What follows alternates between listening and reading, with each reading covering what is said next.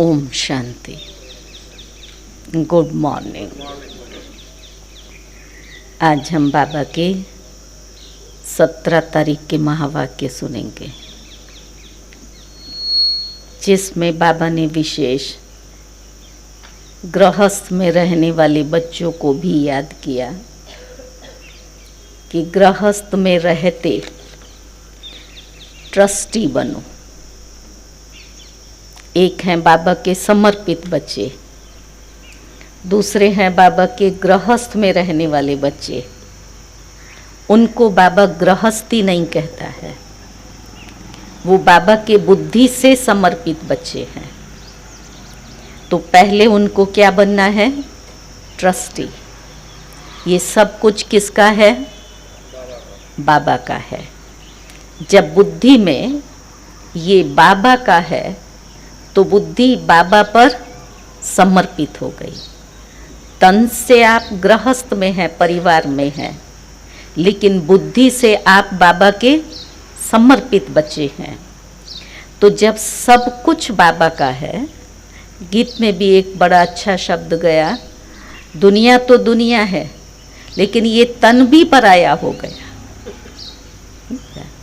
दुनिया तो पराई है ही, उसको समझो, लेकिन बाबा हमें कितना डिटैच करता है कि ये तन भी पराया है, माना मैं इसकी मालिक हूँ, ये नहीं हूँ।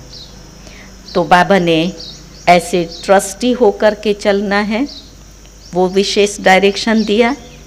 फिर साथ ही साथ हमारे पुरुषार्थ की ऊंच मंजिल क्या है। इतना वर्षों से हम पुरुषार्थ कर रहे हैं। हर रोज बाबा एक ही पाठ हमें पक्का करा रहे हैं कि बच्चे अपने आप को आत्मा समझो। इस शरीर के द्वारा मैं कर्म करने वाली हूँ, तो उसको प्रैक्टिकल जीवन में लाना, ये है एक ऊंची मंजिल। देह से ममत्व टूटे, मेरा कुछ भी नहीं है। अभी कई दिन से बाबा की मुरली में ये शब्द आ रहा है, मेरा कुछ भी नहीं है। जिसका कुछ नहीं होता है उसको क्या कहते हैं दुनिया में?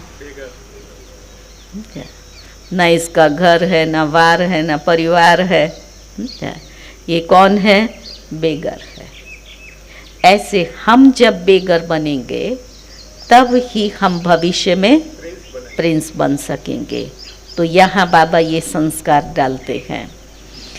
फिर बाबा ने कहा जैसे तुम्हारे शरीर में आत्मा है, ऐसे इसमें भी ये दो आत्माएं हैं। तो आत्मा और शरीर ये दोनों अलग अलग हैं। आज की मुरली का सार है, मीठे बच्चे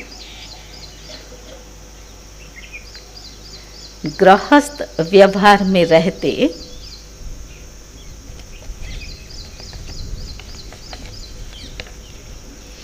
ऐसा ट्रस्टी बनो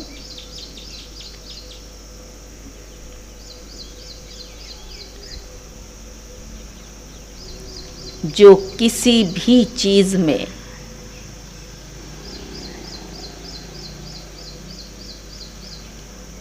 आसक्ति न रहे।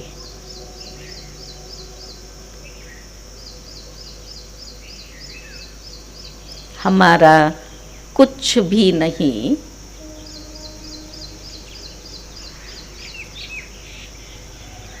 ऐसा बेगर बन जाओ।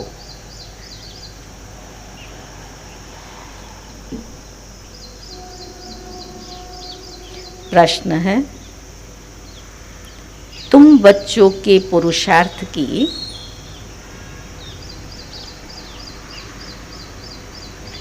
मंजिल कौन सी है?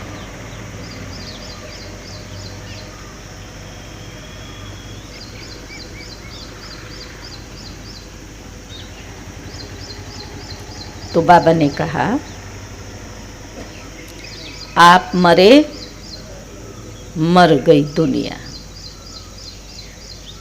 पर इस आप को मारने के लिए बाबा कितना पुरुषार्थ करा रहा है, हर रोज पढ़ाता है। अच्छा, यही है तुम्हारी मंजिल।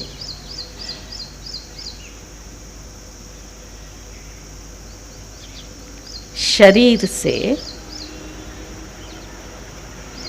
ममत्व टूट जाए।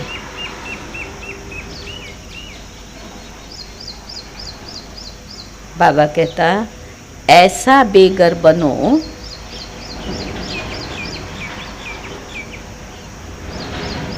जो कुछ भी याद ना आए।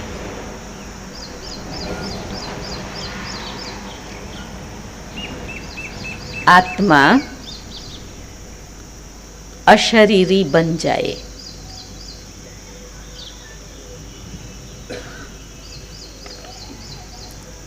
बस हमको वापस जाना है।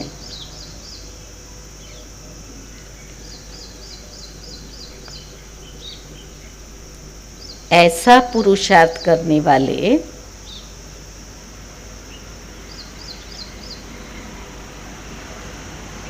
बेगर टू प्रिंस बनते हैं।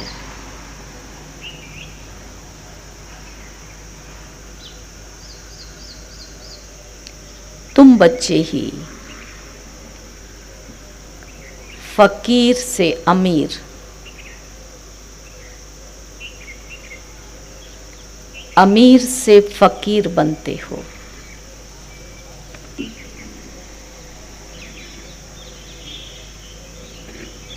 जब तुम अमीर हो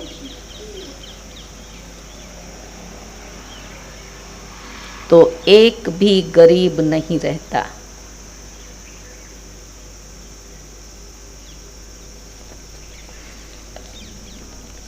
ओम शांति। बाप बच्चों से पूछते हैं कि आत्मा सुनती है या शरीर?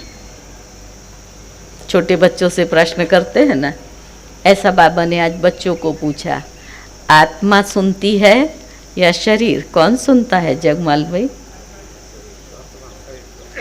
आत्मा शरीर द्वारा। तो बाबा को जवाब दिया आत्मा। तो बाबा ने कहा आत्मा सुनेगी जरूर शरीर द्वारा। बच्चे लिखते भी ऐसे हैं, फलाने की आत्मा बाप दादा को याद करती है, फलाने की आत्मा आज फलाने जगह गई। कईयों ने ये बोलने की, लिखने की प्रैक्टिस की। तो बाबा ने कहा ये जैसे आदत पड़ जाती है कि हम आत्मा हैं, क्योंकि बच्चों को आत्म अभिमानी जरूर बनना है। जहाँ भी देखते हो, जानते हो, आत्मा और शरीर हैं। जिसको भी देखो, जिसको भी जानते हैं, तो क्या है? आत्मा और शरीर है। लेकिन बाबा ने कहा इनमें फिर दो आत्माएं हैं। एक को आत्मा और दूसरे को परम आत्मा कहते हैं। परमात्मा खुद कहते हैं कि मैं इस शरीर में हूँ, इसमें इनकी आत्मा भी रहती है। मैं प्रवेश करता हूँ, शरीर बिगर तो आत्मा रह नहीं सकती। अकेली आत्मा क्या करेगी? तो शरीर बिगर तो आत्मा रह नहीं सकती। अब बाप कहते हैं अपने को आत्मा समझो। अभी जब सुन रहे हैं तो सुनते सुनते हम ये अभ्यास करेंगे कि मैं आत्मा कानों से सुन रहा हूँ। अपने को आत्मा समझेंगे तब बाप को याद करेंगे और पवित्र बन शांति धाम में चले जाएंगे। और फिर सिर्फ इतना नहीं है याद करके पवित्र बनना है, उसके साथ साथ और क्या करना है? दैवी गुण भी धारण करने हैं, क्योंकि याद से जो 63 जन्मों का बोझा है वो भस्म होगा। लेकिन सतयुग में देव पद प्राप्त करने के लिए दैवी संस्कार चाहिए, तो दैवी गुण भी धारण करने हैं। जितना धारण कर औरों को कराएंगे, स्वदर्शन चक्रधारी बन औरों को बनाएंगे, उतना ही क्या होगा, ऊंच पद पाएंगे।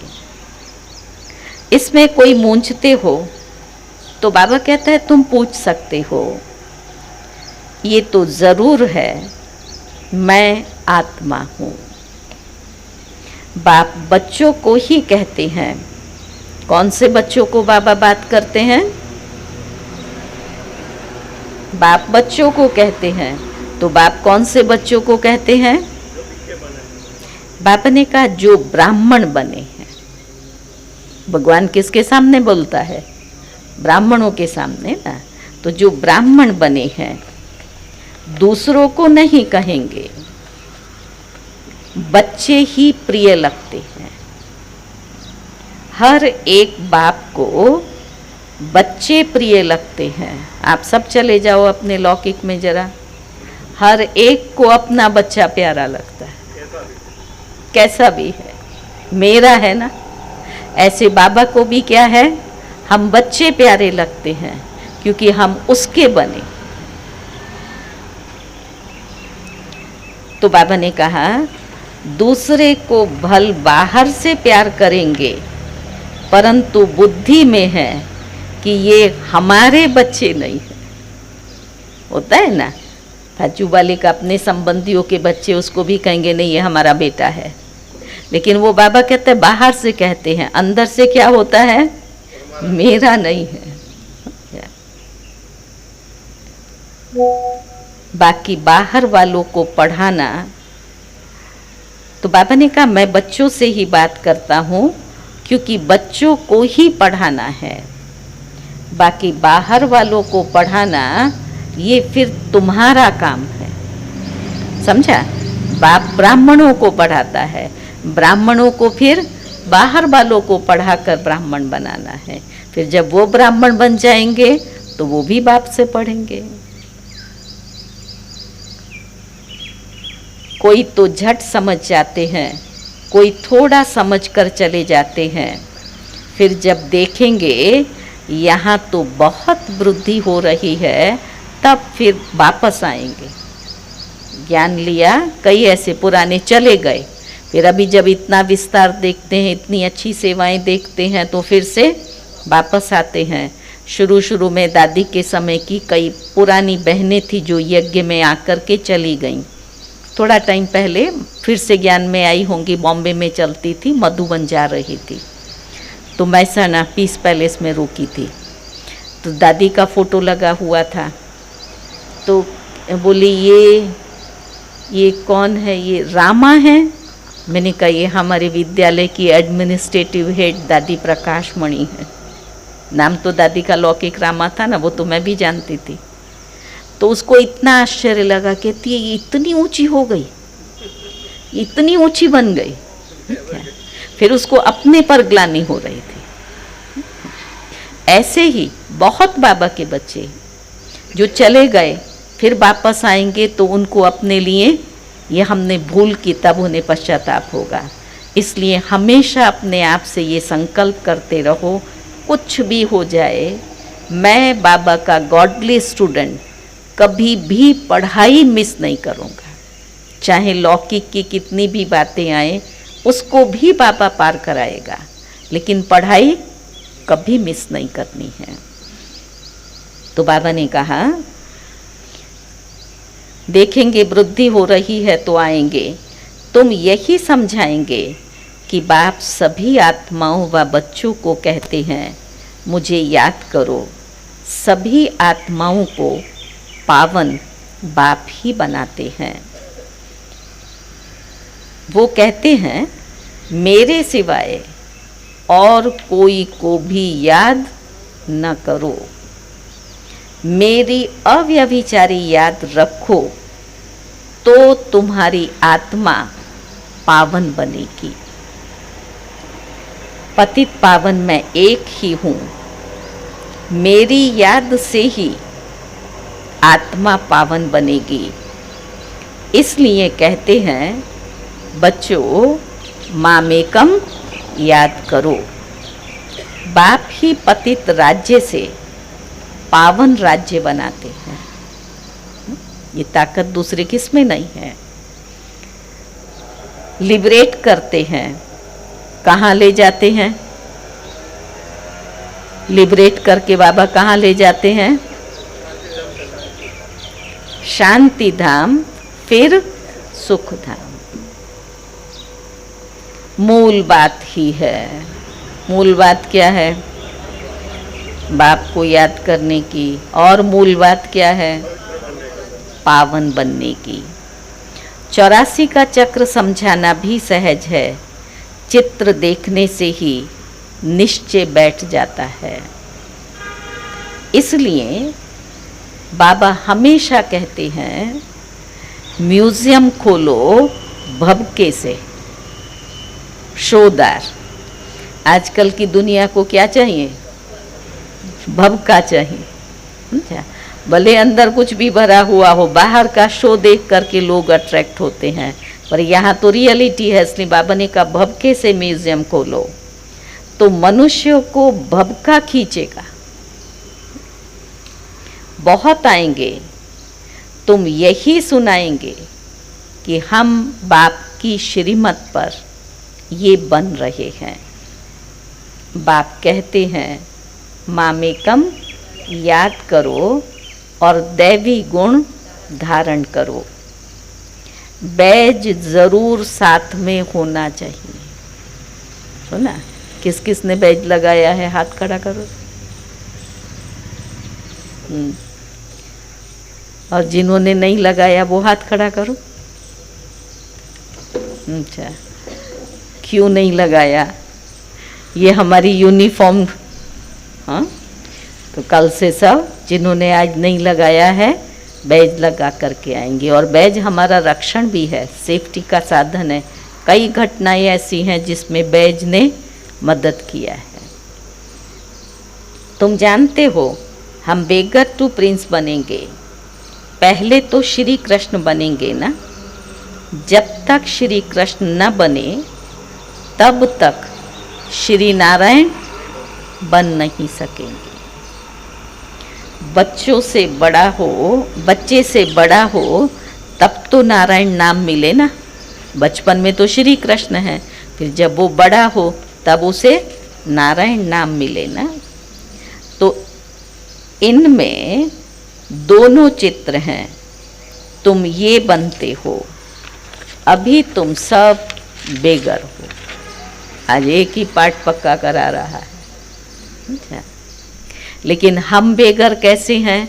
वो दुनिया वाले बेगर भिखारी हैं, इसलिए मांगते रहते हैं।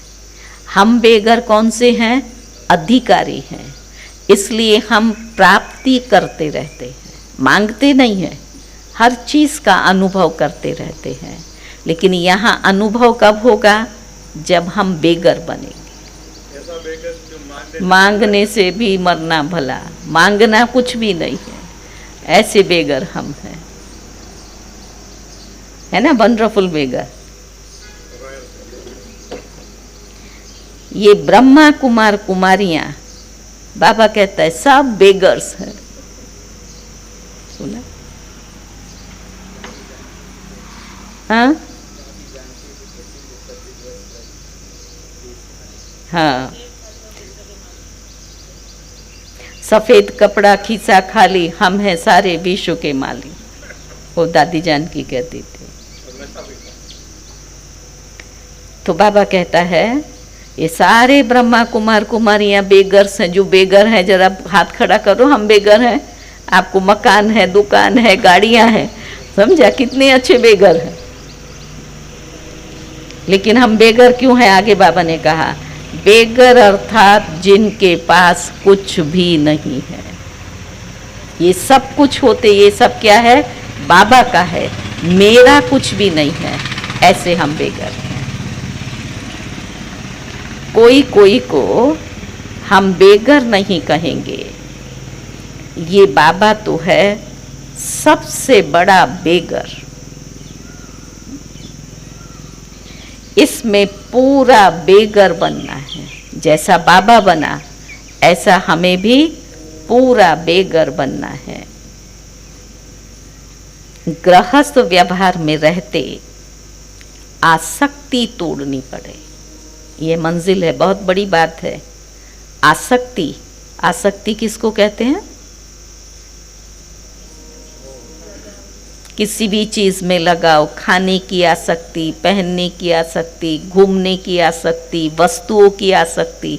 ये मेरे पास हो तो अच्छा, ये ऐसा हो तो अच्छा। तो बाबा कहता है हम तो बेगर हैं, कोई भी प्रकार की आसक्ति नहीं होनी चाहिए। और आप इस चीज़ का अनुभव भी करना, जितना आप अनासक्त बनेंगे उतनी वो चीज़ आपके पास में और ज़्यादा आएगी। अच्छा, लेकिन पहले हमें बेगर तो बनना पड़े। गृहस्थ व्यवहार में रहते आसक्ति तोड़नी होती है। तुमने ड्रामा अनुसार आसक्ति तोड़ दी है। निश्चय बुद्धि ही जानते हैं हमारा जो कुछ है वो हमने बाबा को दे दिया है। कहते भी है ना, हे भगवान आपने जो कुछ दिया है वो आपका ही है, देने वाला भी बाप ही है। और हम बाप को क्या कहते हैं? बाबा ये सब कुछ आपका है। अज्ञान काल में भी नहीं कहते ये सब भगवान का दिया हुआ है, भगवान का है। वहाँ कहने मात्र कहते हैं। यहाँ बाबा प्रैक्टिकल में कराता है। वो होता है भक्ति मार्ग। उस समय तो बाबा दूर था, अब तो बाबा बहुत नज़दीक है। सामने उनका बनना होता है। अब जब बाबा आया है तब बाबा का बनना होता है। तुम कहते हो बाबा के शरीर को नहीं देखना है, बुद्धि चली जाती है ऊपर में। भले ये लोन लिया हुआ शरीर है, परंतु तुम्हारी बुद्धि में है, तुम्हारी बुद्धि में है हम शिव बाबा से बात करते हैं। दिखाई कौन दे रहा है? ब्रह्मा बाबा। लेकिन हम बात किससे करते हैं? शिव बाबा से। ये तो किराए पर लिया हुआ रथ है। फिर शिव बाबा कहता है ये तो किराए पर लिया हुआ रथ है। उनको थोड़े ही है, उनका थोड़े ही है। ये तो जरूर है जितना बड़ा आदमी होगा किराया भी बहुत मिलेगा। तो ब्रह्मा बाबा का रथ किराए पर किसने लिया? भगवान ने लिया। तो उसको फिर किराया भी ज़्यादा मिलता है। मालिक, मकान मालिक देखेगा राजा मकान लेते हैं, है ना, धनवान, तो 1000 किराए का 4000 बोल देगा। तो वो 4000 भी दे देगा, उसके लिए क्या बड़ी बात है धनवान के लिए। क्योंकि समझते हैं ये तो धनवान है। राजे लोग कभी भी बोलेंगे नहीं कि ये जास्ती लेते हैं। जो धनवान है वो कभी ऐसा नहीं बोलेगा, जो बोला वो दे देंगे। नहीं, उन्हों को पैसे आदि की परवाह नहीं रहती है। वो खुद कोई से बात नहीं करते हैं, प्राइवेट सेक्रेटरी रखते हैं। ये हुआ पूरा। बाबा कहता है आजकल तो रिश्वत के बिगर काम ही नहीं चलता। बाबा तो बहुत अनुभवी है। वो लोग बड़े रॉयल होते हैं, चीज़ पसंद की बस फिर सेक्रेटरी को कहेंगे इनसे फैसला कर ले आओ। ये रॉयल्टी बाबा बता रहा है। क्या करेगा? सिर्फ ऐसे इशारा करेगा ये लेना है, क्या है, कितना है, वो उसका भाव तोल सब क्या करेंगे? सेक्रेटरी करेगा। महाराजा महारानी दोनों आएंगे। जो चीज़ पसंद होगी उन पर सिर्फ आँख से इशारा करेंगे। सुना रॉयल्टी, ये कैसा है, ये अच्छा नहीं, ऐसा है, ये ऐसा है, ये राजा रानी नहीं करेंगे। वो सारी चीज़ों को देखेंगे, देखने के बाद में खाली आँख से इशारा करके चले जाएंगे। सेक्रेटरी बात कर फिर बीच में अपना हिस्सा निकाल लेते हैं। सुना, वो जो भी करे, लेकिन राजा उससे न्यारा हो गया। बाबा सब बात का अनुभवी है ना, तो वो अनुभव सुनाता है। फिर बाबा ने कहा कोई कोई राजाएं साथ में पैसा ले आते, सेक्रेटरी को कहेंगे इनको पैसा दे दो। बाबा तो सबके कनेक्शन में आए हैं, जानते हैं कैसे कैसे इन्हों की एक्ट चलती है। जैसे राजाओं के पास खजांची रहते हैं, वैसे यहाँ भी शिव बाबा का खजांची है। फिर बाबा ने कहा ये तो ट्रस्टी है, बाबा का इनमें कोई मोह नहीं है। शिव बाबा का इनमें कोई मोह नहीं है। इसने अपने पैसे में ही मोह नहीं रखा, सब कुछ शिव बाबा को दे दिया। सुना, ब्रह्मा बाबा ने एक धक से बाबा झाट को बना, तो बाबा दुखी हुआ? बाबा को खाने की तकलीफ पड़ी? नहीं। और आज तो सारे विश्व के बीच में वो प्रजापिता ब्रह्मा से प्रसिद्ध है। चलो बाबा के पास।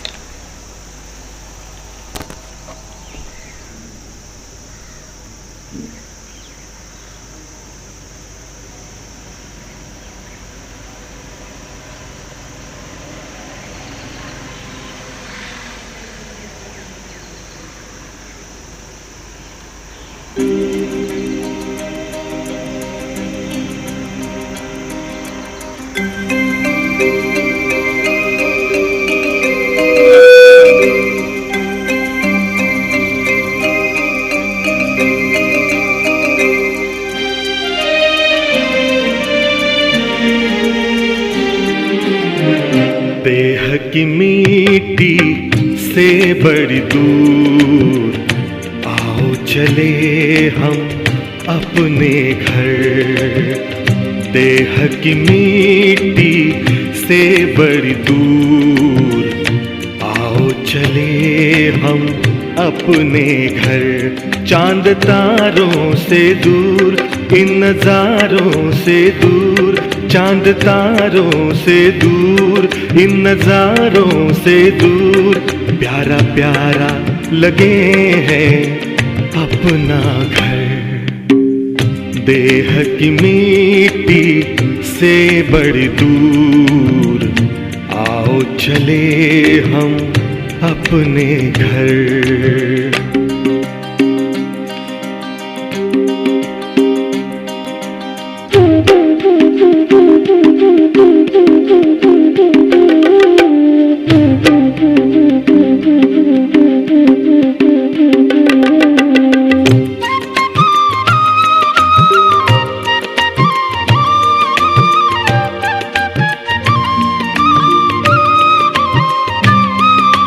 जहाँ रहते हैं प्यारे प्यारे शिव बाबा, ज्योति स्वरूप उनका मन में है मेरे जागा।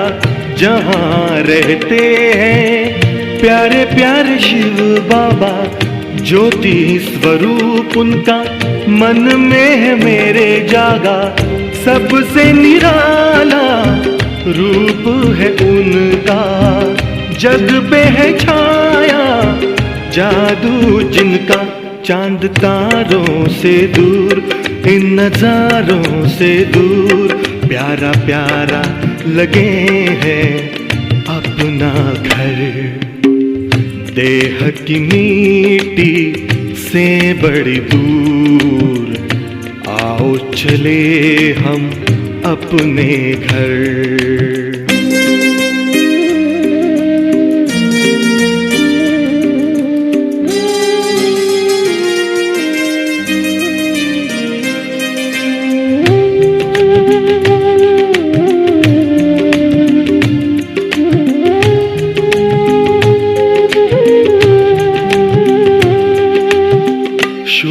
कर्मों की नाव में बैठे, कर ले भव का सागर पार।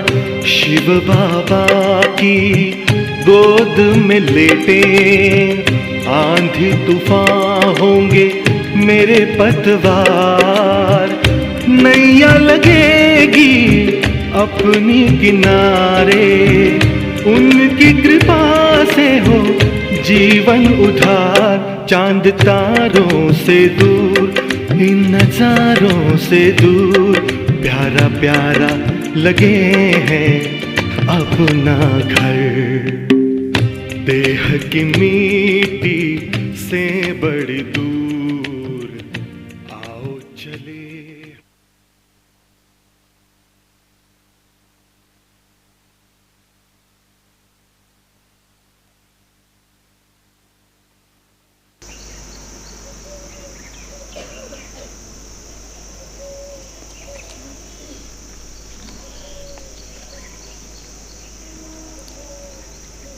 ओम शांति।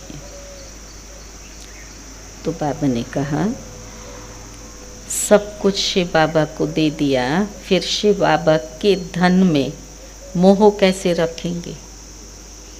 वो धन किसका हो गया? शिव बाबा का, तो उसमें मोह कैसे रखेंगे?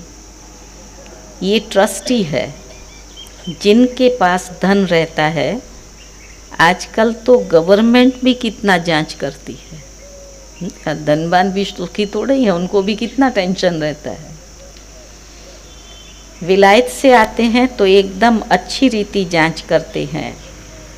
अब तुम बच्चे जानते हो कैसे बेघर बनना है, कुछ भी याद ना आए, आत्मा अशरीरी बन जाए, इस शरीर को भी अपना ना समझें।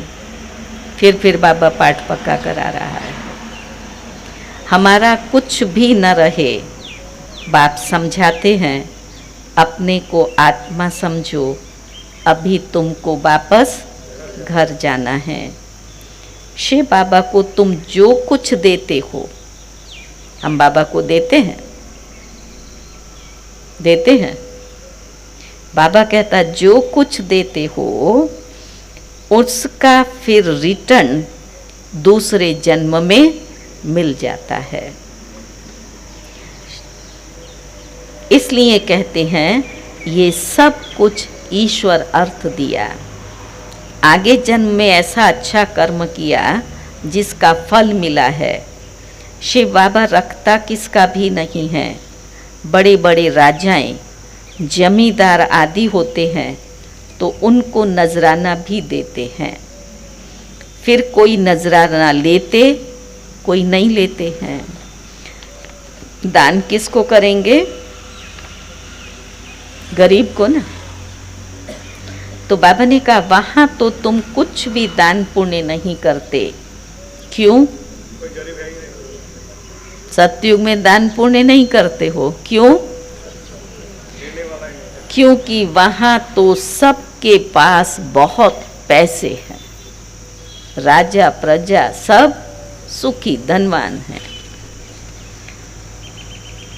तुम ही फकीर से अमीर, अमीर से फकीर बनते हो।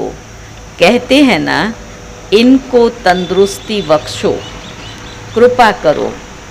आगे शुरू में शिव बाबा से ही मांगते थे, फिर व्यभिचारी बन गए तो सबके आगे जाते रहते थे। समझा क्या कहा बाबा ने?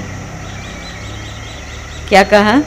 पहले अकेला शिव बाबा से मांगते थे। पहले एक शिव की पूजा करते थे तो शिव बाबा से मांगते थे। अभी तो व्यभिचारी बन गए हैं, सबके पास जाते रहेंगे, लोगों के पास, मनुष्यों के पास, गुरुओं के पास। कहते हैं झोली भर दो, तो बाबा कहता है कितने पत्थर बुद्धि हैं। कहते भी हैं पत्थर बुद्धि से पारस बुद्धि बनाते हैं। तो तुम बच्चों को बहुत खुशी होनी चाहिए। बाबा हमें पत्थर से पारस बना रहे हैं तो तुम बच्चों को बहुत खुशी होनी चाहिए। गायन भी है, अतीन्द्रिय सुख पूछना हो तो किससे पूछो? क्यों ठंडा ठंडा बोलते हैं? गोपी बल्लभ की गोपियों से पूछो। किसको बहुत फायदा होता है तो बहुत खुशी होती है ना। जिस दिन बहुत पैसा हाथ में आ जाए बहुत खुशी होती है। विष्णु भाई, उस दिन क्या होगा? तो बाबा कहता है जैसे पैसा आता है तब खुशी होती है, ऐसे ये रतन मिल रहे हैं तो बहुत खुशी होनी चाहिए, क्योंकि ये तो अविनाशी है। तो तुम बच्चों को भी बहुत खुशी होनी चाहिए। तुमको 100% खुशी थी, फिर तुम्हारी खुशी घटती गई। अब तो कुछ भी नहीं है, घटते घटते खत्म। पहले थी बेहद की बादशाही, फिर होती है हद की राजाई अल्पकाल के लिए। पहले तो बीचों के मालिक थे ना, फिर हुई अल्पकाल की राजाई, एक जन्म के लिए होती है। अब बिरला के पास कितनी ढेर मिल्कियत है, मंदिर बनाते रहते हैं, उनसे कुछ भी नहीं मिलता। बिरला के कौन से मंदिर हैं? लक्ष्मी नारायण के, जहाँ तहाँ देखो बिरला मंदिर, लक्ष्मी नारायण के मंदिर बनाते हैं। तो बाबा ने कहा अब गरीबों को थोड़े ही कुछ देते हैं, मंदिर बनाया जहाँ मनुष्य आकर माथा टेकेंगे। हाँ, गरीब को दान में देते हैं तो उसका रिटर्न मिल जाता है अल्पकाल के लिए। धर्मशाला बनाते हैं तो बहुत मनुष्य जाकर वहाँ विश्राम करते हैं, तो रिटर्न तो बनाने वाले को मिलेगा ना।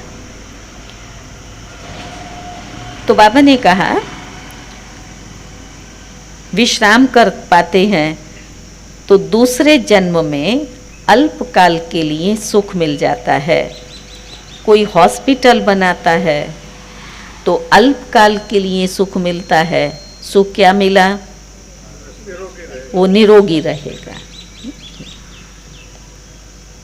लेकिन एक जन्म के लिए तो बेहद का बाप बैठ बच्चों को समझाते हैं। इस पुरुषोत्तम संगम युग की बहुत भारी महिमा है, तुम्हारी भी महिमा है। पुरुषोत्तम संगम युग की तो है, तुम्हारी भी महिमा है। हमारी महिमा क्या है भरत? हमारी महिमा क्या है? हमारी महिमा क्यों है?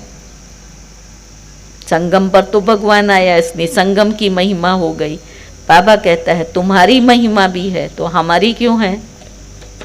क्योंकि तुम खुद पुरुषोत्तम बनते हो।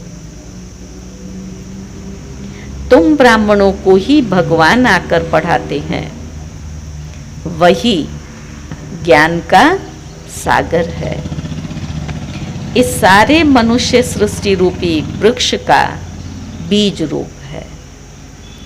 सारे ड्रामा के आदि मध्य अंत का राज समझाते हैं। तुमसे पूछेंगे क्या?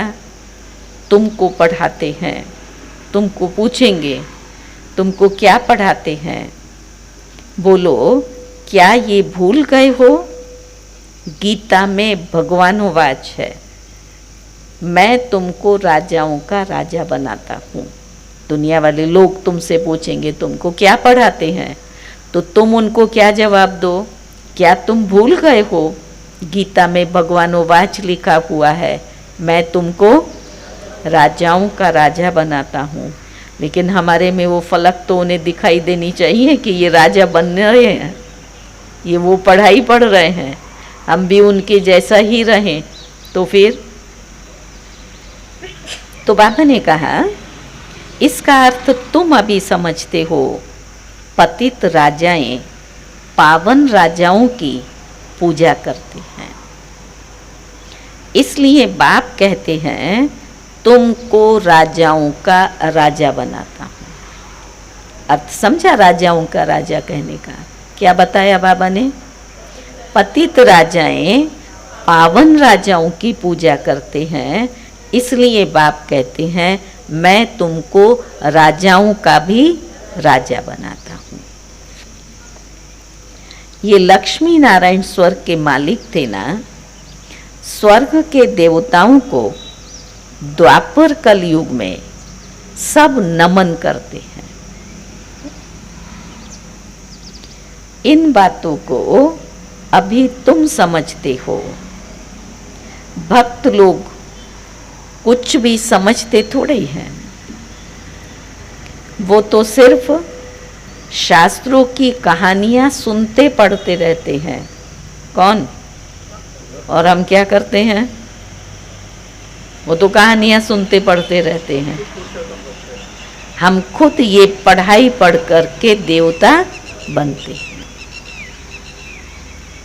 तो बाबा ने कहा, बाप कहते हैं तुम जो गीता आधा कल्प से पढ़ते सुनते आए हो, उससे कुछ भी प्राप्ति होती नहीं। बाबा कहता है पेट तो कुछ भरा ही नहीं। गीता का अभ्यास तो बाबा ने भी, ब्रह्मा बाबा ने हर रोज किया, लेकिन पेट तो कुछ भी भरा ही नहीं। भरा नहीं माना मांगते तो रहे ना, ये भगवान ये दो, भगवान को ढूंढते रहे, मांगते रहे, इसलिए पेट तो भरा ही नहीं। तो बाबा ने कहा अभी तुम्हारा पेट भर रहा है, इतना अच्छा अच्छा बाबा खिला रहा है तो तुम्हारा पेट भर रहा है, भूखे तो नहीं है। कितना अच्छा अच्छा माजूम बाबा सुबह सुबह खिला देता है, सारा दिन उसको मंथन करके मनन करके पचाते रहो। तुम जानते हो ये पाठ एक ही बार चलता है। खुद भगवान कहते हैं कि मैं इस तन में प्रवेश करता हूँ। बाप इनके द्वारा बोलते हैं तो जरूर प्रवेश करेंगे ना। श्री बाबा ब्रह्मा के द्वारा बोलते हैं तो बोलेंगे कैसे? जरूर प्रवेश करेंगे ना। ऊपर से डायरेक्शन देंगे क्या? परम धाम में बैठा बैठा डायरेक्शन दे, ऐसा थोड़ा ही करेगा। ऊपर के डायरेक्शन को कैसे कैच करेंगे? तो बाबा ने कहा अभी तुम सुन रहे हो, ये ब्रह्मा भी कुछ नहीं जानते थे, अभी जानते हैं। बाकी गंगा का पानी पावन करने वाला नहीं है। ये है ज्ञान की बात। तुम जानते हो बाप सन्मुख बैठे हैं, तुम्हारी बुद्धि अभी ऊपर नहीं जाएगी। सुना क्या कहा? जब बाबा पढ़ा रहा है तो हम बाबा को सन्मुख देख रहे हैं। अब हमारी बुद्धि थोड़ी कि शिव बाबा परम धाम में बैठा है, परम धाम निवासी है, नहीं। ये है उनका रथ। इनको बाबा बूट भी कहते हैं। ब्रह्मा बाबा लॉन्ग लॉन्ग पुराना बूट है। फिर दूसरा टाइटल बाबा क्या देते हैं? ये बूट है, भागीरथ है, नंदीगण है, वन्नी है, पोस्ट ऑफिस है। आज बाबा ने कहा इनको बूट भी कहते हैं तो इनको डिब्बी भी कहते हैं। बाबा ब्रह्मा बाबा डिब्बी है। डिब्बी के अंदर क्या है? हीरा है। हीरा है शिव बाबा। इस डिब्बी में वो हीरा है। ये कितनी फर्स्ट क्लास चीज़ है। इनको तो रखना चाहिए सोने की डिब्बी में। लेकिन कौन सी डिब्बी में बैठा है? सबसे अंतिम पतित, 84 में जन्म में उस आत्मा को देखा। तो बाबा ने कहा गोल्डन एज एक डिब्बी बनाते हैं, बाबा कहते हैं धोबी के घर से गई छू, माना निकल गया धुलाई, जैसे वो गंदगी गई, धोबी के घर से गई छू। इनको भी कहते हैं छू मंत्र। छू मंत्र से सेकंड में जीवन मुक्ति, इसलिए उनको जादूगर भी कहते हैं। सेकंड में निश्चय हो जाता है हम ये बनेंगे। ये बातें अभी तुम प्रैक्टिकल में सुनते हो। पहले जब सत्यनारायण की कथा समझते थे तो क्या समझते थे? पहले जब कथा, किस किसने सत्यनारायण की कथा सुनी हुई है? सबने सुनी है, कितना बारी सुनी है। तो सुनते हुए क्या करते थे? अब उसको याद करो तो क्या करते थे?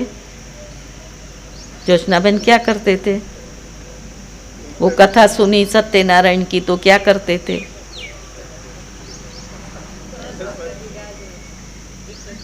हाँ, प्रसाद की राह देखते थे। अच्छा, कल्पना बेन क्या करते थे?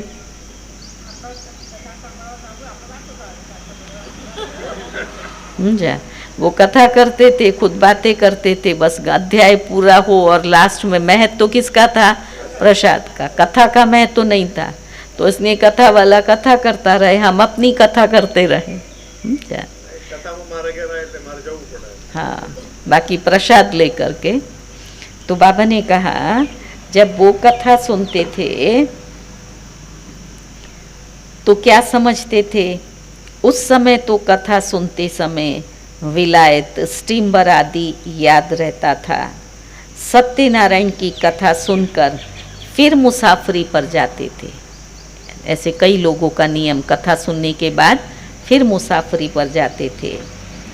वो तो लौट आते थे। बाप तो कहते हैं तुमको फिर इस छी पुरानी दुनिया में लौटना नहीं है। भारत अमर लोक था, स्वर्ग देवी देवताओं का राज्य था। ये लक्ष्मी नारायण विश्व के मालिक है ना, इनके राज्य में पवित्रता, सुख, शांति सब कुछ था। दुनिया भी यही मांगती है ना। दुनिया को क्या चाहिए? शांति चाहिए, सुख चाहिए। दुनिया भी यही मांगती है कि विश्व में शांति हो, सब मिलकर के एक हो जाएं। अब इतने सब धर्म मिलकर एक कैसे होंगे? ये तो संभव ही नहीं है कि सारे धर्म एक हो जाएं। हर एक धर्म अलग, फीचर्स अलग अलग, सब एक कैसे होंगे? वो तो है ही शांति धाम, सुख धाम। वहाँ एक धर्म, एक राज्य होता है, दूसरा कोई भी धर्म वहाँ है नहीं। जो ताली बजे, दो हो तो ताली बजे ना। एक ही धर्म है इसलिए कोई लड़ाई झगड़ा नहीं है, कोई ताली नहीं बजती। उसको विश्व में शांति कहा जाता है। ये परिभाषा बाबा ने उसको स्पष्ट किया। आज कहते हैं ना विश्व में शांति हो, सब धर्म एक हो जाएं, वो हो ही नहीं सकते हैं। जब सतयुग था तब एक धर्म था, वो विश्व में शांति थी। अभी तुम बच्चों को बाप पढ़ा रहे हैं, ये भी जानते हो सब बच्चे एक रस नहीं पढ़ते हैं। अभी भी सब सुन रहे हैं। कितना % सुन रहे हैं? आँख खुली है, कान खुला है, फिर भी अंदर कितना जा रहा है? उसमें सब नंबरवार। तो बाबा ने कहा सब बच्चे एक रस नहीं पढ़ते हैं, नंबरवार तो होते ही हैं। ये भी राजधानी स्थापन हो रही है। बच्चों को कितना समझदार बनाया जाता है। कितना समझदार बनते हो? सतयुग में वजीर की भी जरूरत नहीं होगी। ये है ईश्वरीय यूनिवर्सिटी। सुना? कहाँ पढ़ रहे हो? क्या घास में ठंडी हवाओं में कुर्सियों पर बैठे हैं, बाबा पढ़ा रहा है। तो ये है ईश्वरीय यूनिवर्सिटी। भक्त लोग समझते नहीं, अनेक बार सुना भी है भगवानुवाच, क्योंकि गीता है ही भारतवासियों का शास्त्र, धर्मशास्त्र। गीता की तो महिमा अपरम अपार है। सर्वशास्त्र शिरोमणि भगवत गीता। शिरोमणि अर्थात शिरोमणि अर्थात श्रेष्ठ ते श्रेष्ठ, पतित पावन, सद्गति दाता है ही एक भगवान, जो सभी आत्माओं का बाप है। भारतवासी अर्थ को समझते नहीं, बेसमझी से सिर्फ कह देते हैं हम सब भाई भाई हैं। फिर कहेंगे ये हिंदू, ये मुसलमान, ये सिख, ये क्राइस्ट, और गाते क्या हैं? हम सब भाई भाई। तो बाबा ने कहा ये बेसमझी से कहते हैं। अभी तुमको बाप ने समझाया है हम सब भाई भाई हैं, आत्मा आत्मा भाई भाई। हम शांति धाम के रहने वाले हैं। यहाँ पार्ट बजाते बजाते हम बाप को भी भूल जाते हैं, तो घर को भी भूल जाते हैं। जो बाप सारे विश्व का राज्य देते हैं उनको भूल जाते हैं। ऐसा ऊंचा बाबा हमें बना करके गया, जो सारे विश्व का राज्य देने वाला, उस बाप को भी भूल जाते हैं। ये सब राज अब ही बाप समझाते हैं। अच्छा, मीठे मीठे सिक्की लदे बच्चों प्रति मात पिता बाप दादा का याद प्यार और गुड मॉर्निंग। रूहानी बाप की रूहानी बच्चों को नमस्ते। हम रूहानी बच्चों की रूहानी बाप को नमस्ते नमस्ते।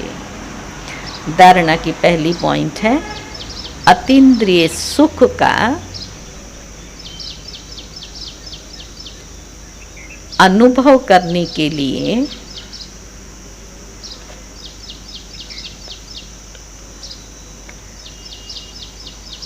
स्मृति रहे,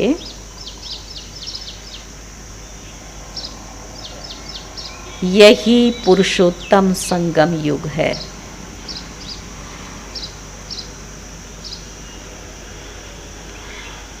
जबकि हमें बाप पढ़ाते हैं,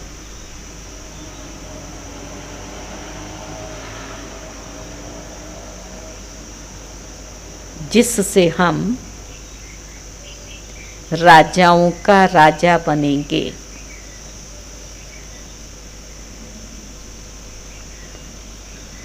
अभी ही हमें ड्रामा के आदि मध्य अंत का ज्ञान है।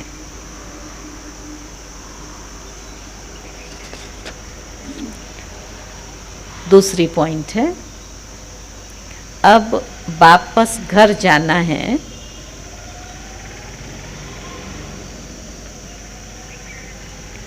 इसलिए इस शरीर से भी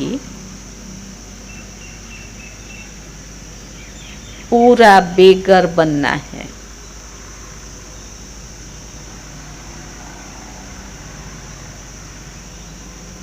इसे भूल अपने को अशरीरी आत्मा समझना है।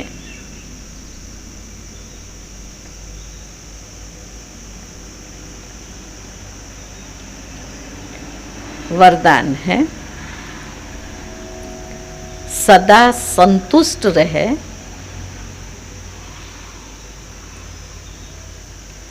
दृष्टि, वृत्ति, कृति द्वारा संतुष्टता की अनुभूति कराने वाले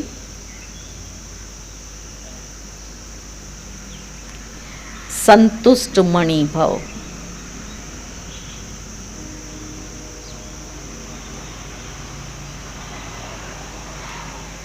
ब्राह्मण कुल में विशेष आत्माएं वो हैं जो सदा संतुष्टता की विशेषता द्वारा स्वयं भी संतुष्ट रहती, केवल एक साइड नहीं, हाँ, खुद भी संतुष्ट रहती और अपनी दृष्टि, वृत्ति, कृति द्वारा औरों को भी संतुष्टता की अनुभूति कराती हैं। वही संतुष्ट मणियाँ हैं जो सदा संकल्प, बोल, संगठन के संबंध व संपर्क में व कर्म में बाप दादा के ऊपर अपने बाप दादा द्वारा अपने ऊपर संतुष्टता के गोल्डन पुष्पों की वर्षा का अनुभव करती हैं। बाबा हमारे ऊपर गोल्डन पुष्पों की वर्षा कर रहा है। संतुष्ट मणिया हाथ खड़ा करो तो जरा।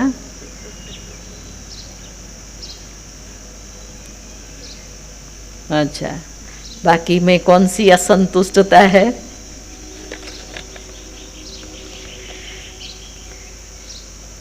तो बाबा ने कहा ऐसी संतुष्ट मणियाँ ही बाप दादा के गले का हार बनती है। जो यहाँ हार खाती रहती हैं, असंतुष्ट हुए, संतुष्ट हुए, कभी ऐसा कभी कैसा, तो वो असंतुष्ट मणि बाबा के गले का हार कैसे बनेंगी? और दूसरा क्या होता है, एक तो बाप दादा के गले का हार बनती हैं, राज्य अधिकारी बनती हैं और भक्तों के सिमरण की माला बनती हैं। 3 प्राप्तियाँ, बाप दादा के गले का हार और फिर राज्य अधिकारी और तीसरा भक्तों के सिमरण की माला बनती है। स्लोगन है निगेटिव और वेस्ट को समाप्त कर मेहनत से मुक्त बनो।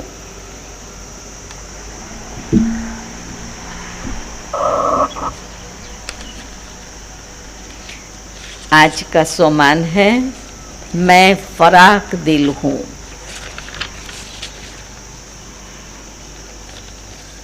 बाबा का उस पर इशारा है।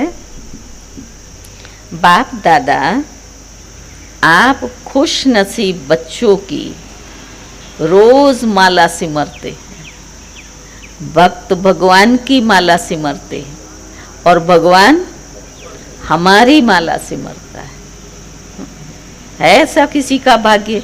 वो बेचारे एक एक मन के पर ओम नमो शिवाय करते जाएंगे। कहाँ माला पूरी हो गई, कहाँ मन का पूरा हो गया, कुछ भी मालूम नहीं है।